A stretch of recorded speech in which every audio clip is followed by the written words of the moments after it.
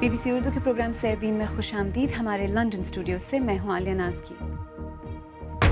دنیا بھر میں گردوں کی غیر قانونی پیوند کاری کے لیے پاکستان سر فہرست کیوں ہے؟ ملی گا ایک ایسے شخص سے جنہیں گردے سے محروم کر دیا گیا. انہوں نے کہا تکلیف تے نکی رہنی جس ٹائم تیرے وچ گردے ہی کون. اس تو بعد پیٹ جڑا ہے یہ میرا پیٹ جناب سارا جسم میرا پھول گیا. بابری مسجد تو منہدم ہو گئی لیکن مندر نہیں بن سکا. ایودھیا کے سرکردہ ہندو سادھو اور لوگ رام مندر کے بارے میں کیا سوچتے ہیں؟ اور نوکیا کمپنی اپنا مقبول موبائل فون 3310 دوبارہ کیوں بنا رہی ہے اور اس میں نیا کیا ہوگا؟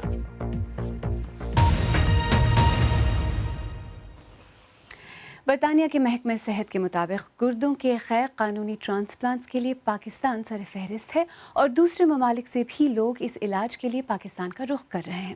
اس کام کے لیے غریب یا بے روزگار افراد کو نوکری کا جھانسا دے کر یا اغوا کر کے بھی ان کے گردے نکال لیے جاتے ہیں. پاکستان میں گردوں اور دیگر اعضاء کے عطیات کی شدید کمی کے باعث کئی لوگ اس غیر قانونی کاروبار کی بھینٹ چڑھ جاتے ہیں. ہمارے ساتھی نوشین عباس نے کچھ ایسے ہی متاثرین سے بات کی. سعدی احمد بال بچے ہیں. ان کو اس دن بچا لیا گیا جس دن ان کا گردہ زبردستی نکالا جانا تھا. ان کو ایک شخص نے راولپنڈی میں ملازمت دلانے کے بہانے اپنا گردہ فروخت کرنے پر مجبور کیا. جب اس کے اندر داخل ہوئے ہیں تو تقریباً 20 سے 25 آدمی اور بیٹھے ہوئے تھے. اس نے بولا بھائی کدھر آ گئے ہیں آپ؟ ہم تو پہلے سے پریشان ہیں. میں کہا کیا پریشانی ہے؟ کام پہ لے آئے ہیں. پریشانی کا دی نہ کہ کام نہیں بتاتے کیا کام کرنا ہے یا کیا. 2-3 آدمی مجھ سے جدا ہو گئے ہیں لیکن اس کا پتہ نہیں ہے کدھر گئے ہیں کدھر نہیں گئے. پچھلے سال اکتوبر کے مہینے میں سعدی ان 24 لوگوں میں سے ایک تھے جن کو پولیس نے چھاپا مار کر گردے فروخت کرنے والے ایک گروہ کے چنگل سے بچایا تھا. ان متاثرین کو راولپنڈی کے مہنگے اور مصروف علاقے کی ایک عمارت میں قید کیا ہوا تھا.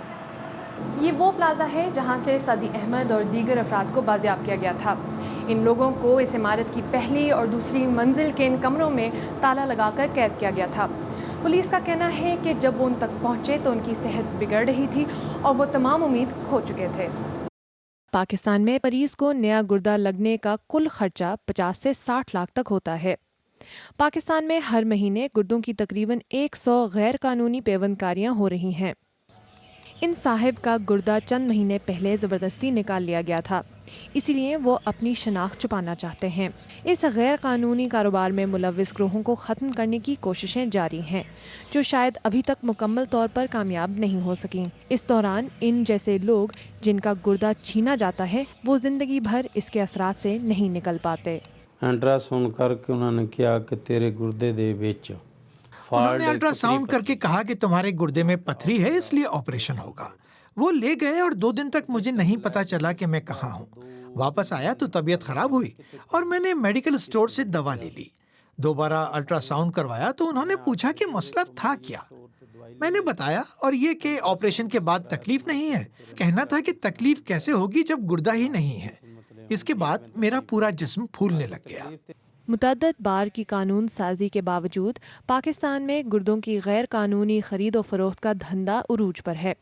اس جرم کو روکنے کے لیے قانون پر عمل نہ ہونے اور عام لوگوں میں اس بارے میں شعور نہ ہونے کے باعث بہت سے لوگ اس غیر قانونی کاروبار میں ملوث افراد کے رحم و کرم پر ہیں. نوشین عباس، BBC نیوز، اسلام آباد. اور اسی بارے میں آپ سے ذرا دیر پہلے میں نے وفاقی محکمہ صحت کے director general doctor Asad Hafeez سے بات کی اور ان سے پوچھا کہ پاکستان میں اعضاء کی غیر قانونی تجارت کا مسئلہ کتنا بڑا ہے. آج سے اگر میں آپ سے شیئر کروں کچھ اسٹیٹسٹکس 20 سال پہلے کے، تو زیادہ تر transplants if we restrict to kidney transplants or non related transplants. لیکن جب سے یہ لاز بنے اور امپلیمنٹ ہونا شروع ہوئے تو اب زیادہ میجورٹی ٹرانسپلانٹس کی ریلیٹڈ ٹرانسپلانٹس کی ہوتی ہے. سو دو دا پرابلم ہیز بین دیر، لیکن اس کو گریجولی وقت کے ساتھ ایڈریس کیا جا رہا ہے. اور ابھی بہت ریسنٹلی بلکہ آج بھی یہ پارلیمنٹ کی ایک کمیٹی میں ڈسکس ہوا ان لاز کو مزید بہتر بنانے کے لیے اس میں کچھ اور امینڈمنٹس پروپوز کی جا رہی ہیں جو حکومت کی طرف سے بہت جلد پارلیمنٹ میں پیش کی جائیں گی. اور آگہی کے حوالے سے کیا کوئی کیمپینز چلائی جا رہی ہیں آرگن ڈونیشن کے بارے میں؟ اس لاء میں یہ کوشش کی گئی ہے کہ اس کو ایک نیشنل لیول پہ کور دیا جائے. صوبائی حکومتیں اور وفاقی حکومت اس کو اون کرے گی. جب یہ لاء میں آ جائے گا تو اس کے لیے ریسورسز بھی پھر ایلوکیٹ ہوں گے اور مختلف طریقے جس میں مثال کے طور پہ ایک آپشن دی جائے گی ہر شناختی کارڈ بنوانے والے کو جو نادرا کے شناختی کارڈ بنواتے ہیں کہ اگر وہ اپنا آرگن اپنے ڈونیٹ کرنا چاہتے ہیں تو شناختی کارڈ میں ایک کالم ایڈ کیا جائے گا. یہ سجیسٹڈ لاء ہے جس میں وہ ایز ڈونر اپنے آپ کو ڈکلیئر کریں گے تاکہ اگر جس ٹائم پہ ضرورت پڑے آرگن ہارویسٹنگ کی تو اس میں آلریڈی یہ ڈاکومنٹڈ ثبوت موجود ہو کہ یہ شخص اس نے اپنی ایگریمنٹ کا اظہار کیا ہوا ہے کہ یہ اپنے آرگن ڈونیٹ کریں گے. سو اس طرح کی چیزیں کر کے لاء کے ایمبٹ میں اویئرنیس کو لایا جائے گا. اور اس سب کے جو متاثرین ہیں کیا انہیں کمپنسیٹ کرنے کے لیے کچھ کیا جا رہا ہے؟ اس میں قوانین موجود ہیں اور جو اغوا کا اگر الزام ہے یا جرم ثابت ہوتا ہے اور یا فراڈ کا جرم ثابت ہوتا ہے تو اس کے لیے اپروپریٹ قوانین موجود ہیں. جہاں تک میڈیکل ٹریٹمنٹ کا تعلق ہے وہ ایسے جو بھی وکٹم ہوتے ہیں ان کو پرووائڈ کی جاتی ہے اور اس میں تمام جو قوانین ہیں وہ اپنی ثوابدید کے مطابق موجود ہیں. محکمہ صحت کے director general doctor Asad Hafeez جن سے میں نے کچھ دیر پہلے بات کی. اس کاروبار کی روک تھام کیسے کی جائے؟ دیکھتے ہیں ہمارے فیس بک پیج پر اس پر کیا کہا جا رہا ہے. سید حسین لکھتے ہیں انسان اپنے اعضاء اس وقت فروخت کرتا ہے جب اپنی زندگی سے تنگ آ جاتا ہے. یہ ذمہ داری حکمرانوں پر ہے کہ وہ غربت ختم کریں. نازک حسین لکھتے ہیں جب تک ڈاکٹر مریضوں کو گاہک سمجھتے رہیں گے اس وقت تک کچھ نہیں ہو سکتا. اور ثاقب مقصود روم اٹلی سے لکھتے ہیں اس کی روک تھام کے لیے عوام میں شعور پیدا کرنے کی ضرورت ہے اور مجرموں کو سخت سزائیں دی جائیں. آئیے اب دیگر اہم موضوعات پر ایک نظر ڈالتے ہیں. پاکستان کے صوبہ پنجاب کے وزیر اعلیٰ شہباز شریف نے پاکستان سپر لیگ کے دوسرے ایڈیشن کا فائنل میچ لاہور میں منعقد کروانے کی منظوری دے دی ہے. یہ میچ 5 مارچ کو لاہور کے قذافی اسٹیڈیم میں کھیلا جائے گا. لاہور سے ہنا سعید کی رپورٹ. پنجاب حکومت کی کابینہ برائے امن و امان کا آج اہم اجلاس ہوا لاہور میں جس کے بعد وزیر اعلیٰ شہباز شریف نے اس بات کی اناؤنسمنٹ کی کہ P S L final Lahore میں کروایا جائے گا اور اس کی تمام تر جو سیکیورٹی کی ذمہ داری ہے وہ کابینہ برائے امن و امان خود لے گی اور فول پروف سیکیورٹی فراہم کی جائے گی. لیکن انہوں نے ساتھ ساتھ عوام سے یہ التماس کی کہ پی ایس ایل فائنل کامیاب بنانے میں وہ حکومت کا ساتھ دیں. اس کے علاوہ جو ہے قذافی اسٹیڈیم کے باہر پی ایس ایل کے چیئرمین نجم سیٹھی نے میڈیا سے بات کی اور انہوں نے اس موقع پر کہا کہ انٹرنیشنل کھلاڑیوں سے بات چیت جاری ہے. اگر وہ پی ایس ایل کے لیے پاکستان آنے پر نہیں مانے تو لوکل کھلاڑی تمام تیار ہیں اور ان کے ساتھ P S L final Lahore میں کروایا جائے گا. ٹکٹوں کے حوالے سے ان کا یہ کہنا تھا کہ کل سے آن لائن ٹکٹیں فروخت ہونا شروع ہو جائیں گی جو کہ 4,000, 8,000 اور 12,000 کی ہوں گی. 500 جنرل سٹینڈ کی ٹکٹ کی پرائس ہوگی. اس کے علاوہ ان کا یہ بھی کہنا تھا کہ شام کے وقت ہوگا یہ پی ایس ایل فائنل کا میچ 5 مارچ کو. امریکی شہر لاس اینجلس میں 89ویں آسکر ایوارڈز میں بہترین اداکار کا انعام کیسی ایفلک نے مانچسٹر بائی دا سی جبکہ ایما اسٹون نے لا لا لینڈ کے لیے بہترین اداکارہ کا ایوارڈ حاصل کیا. ایوارڈز میں غلطی سے مون لائٹ کی جگہ لا لا لینڈ کو بہترین فلم قرار دے دیا گیا. تاہم بعد میں اس غلطی کی تصحیح کر دی گئی اور مون لائٹ کو ہی بہترین فلم کا ایوارڈ دیا گیا. امریکی کمانڈو ولیم رائن اوون کے والد نے امریکی صدر ڈونلڈ ٹرمپ سے ملنے سے انکار کر دیا ہے جو گزشتہ ماہ یمن میں القاعدہ کے ایک احاطے پر حملے کے دوران مارے گئے تھے. 28 جنوری کو ہونے والے اس حملے کی منظوری صدر ٹرمپ نے دی تھی. ملیشیا کی وزارت صحت نے کہا ہے کہ شمالی کوریا کے سربراہ کے سوتیلے بھائی کم جونگ نام کی ہلاکت اعصاب شکن زہریلے مادے سے کیے جانے والے حملے کے بعد 15 سے 20 منٹ کے اندر ہوئی. VX نامی اس اعصاب شکن گیس کو کیمیائی ہتھیار بنانے میں استعمال کیا جاتا ہے. اس کا ایک قطرہ بھی انسانی جلد پر گرنے سے موت ہو سکتی ہے. اور برازیل کے شہر ریو ڈی جنیرو میں سالانہ منعقد ہونے والے کارنیول کے دوران 20 لوگ زخمی ہو گئے ہیں. یہ کارنیول سامبا ڈروم میں منعقد کیا گیا تھا جہاں برازیل کے بڑے کارنیولز منعقد کیے جاتے ہیں. اور ہماری ویب سائٹ bbc.urdu.com پر آپ کی دلچسپی جن خبروں میں رہی ان میں پاکستان کی قومی فضائی کمپنی کی ایک بین الاقوامی پرواز پر اضافی مسافر سوار کرنے کی خبر، اس کے علاوہ پاکستان سپر لیگ کے دوسرے ایڈیشن کا فائنل لاہور میں ہونے کی خبر، اور آسکرز میں بہترین فلم کا انعام غلط فلم کے نام، یہ خبر بھی آپ بہت پڑھ رہے ہیں۔ آپ BBC اردو کا پروگرام سربین دیکھ رہے ہیں۔ پروگرام میں آگے چل کر دیکھیے گا ایودھیا کے سرکردہ ہندو سادھوؤں کی رام مندر کے بارے میں کیا سوچ ہے۔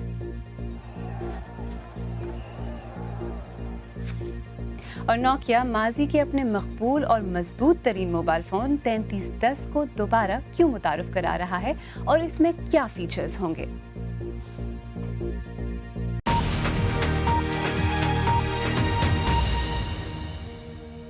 BBC اردو کے پروگرام سربین میں ایک بار پھر خوش آمدید، میں ہوں عالیہ ناز کی۔ انڈیا کی ریاست اتر پردیش کا شہر ایودھیا اب بابری مسجد رام مندر کے تنازع کے لیے زیادہ جانا جاتا ہے۔ حکمران BJP رام مندر کی تحریک سے ہی عروج پر پہنچی اور مسجد کی جگہ پر مندر بنانے کے وعدے کے ساتھ اقتدار میں آئی۔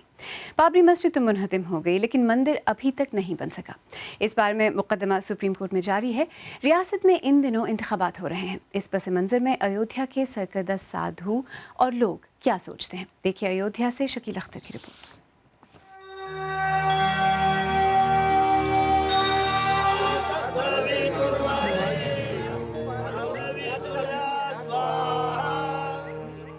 مندروں اور روحانیت کا شہر ایودھیا، ہندو دیوی دیوتاؤں سے منسوب مندر اور عبادت گاہیں یہاں ہر جگہ پھیلی ہوئی ہیں۔ گزشتہ 3 دہائیوں سے یہ شہر روحانیت سے کہیں زیادہ مندر مسجد کے تنازع کے لیے جانا جاتا ہے۔ یہاں پر مندر اور مسجد کا کوئی وواد تھا ہی نہیں اور نہ وواد ہے۔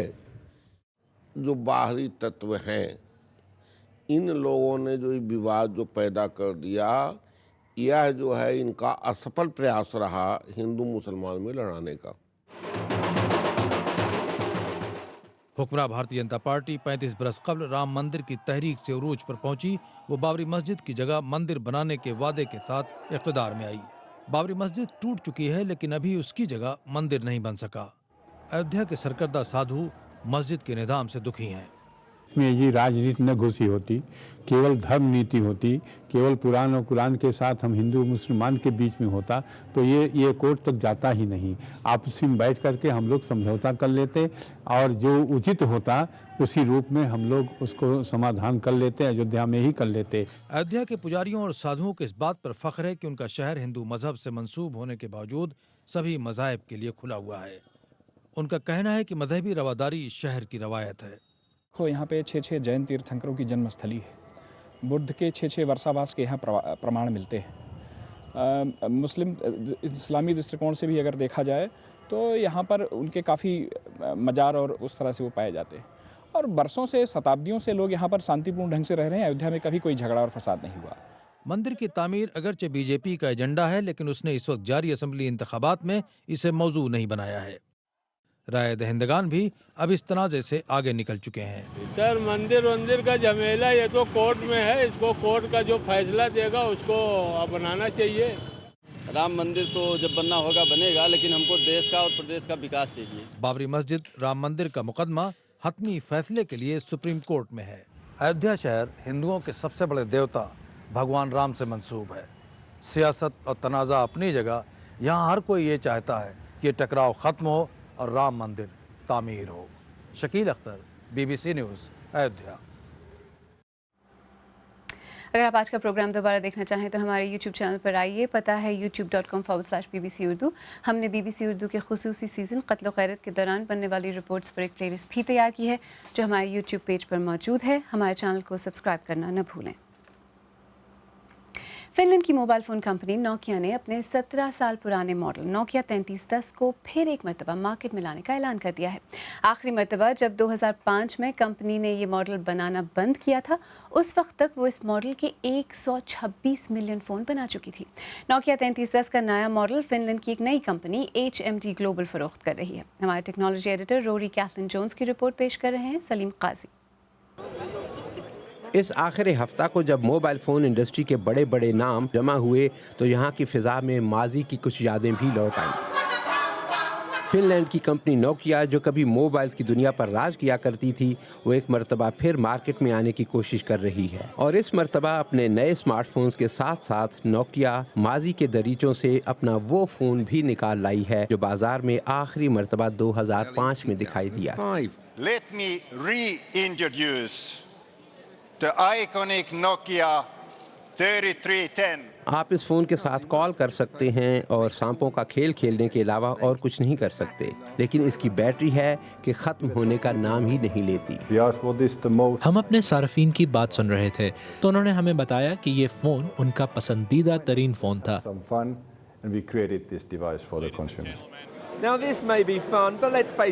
कहने के तो ये एक मज़े की बात है, लेकिन देखा जाए तो मार्केटिंग का हथकंडा है। अगर नोकिया को वाकई एक मर्तबा फिर मोबाइल इंडस्ट्री का बड़ा नाम बनना है तो इसके लिए 3310 काम नहीं करेगा, बल्कि उसे स्मार्टफोन्स पर भरोसा करना पड़ेगा। ताहम इसके लिए ऐसी मार्केट में जगह बनाना मुश्किल होगा जहां तमाम स्मार्टफोन कमोबेश एक जैसे दिखाई देते हैं। नोकिया ने माजी के इस शाहकार को वापस लाकर, जिसके साथ इतने लोगों की बेपनाह यादें वाबस्ता हैं, बहुत अच्छा किया है। लेकिन क्या सार्फिन नोकिया के इस पुराने फ़ोन को अब भी पसंद करेंगे? हमारी नस्ल के लोग इसमें दिलचस्पी नहीं लेंगे। I would switch my Apple phone for that thing. Even if it couldn't go on the internet? No internet? No.